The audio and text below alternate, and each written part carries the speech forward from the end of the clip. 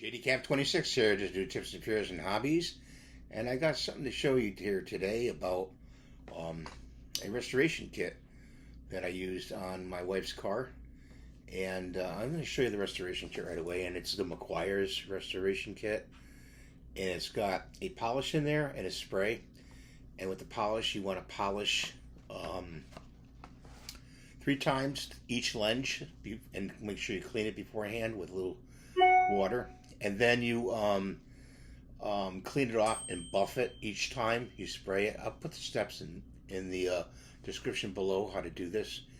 And then you give it 2 sprays on each lens of the spray that they give you in the kit. You shake it up beforehand, and then you spray the lens, and you're all done.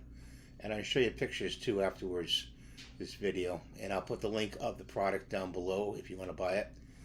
So I was very impressed. This is an independent review. I have no affiliation with Meguiar at all. I just use the product, and I like it. So I hope you do too.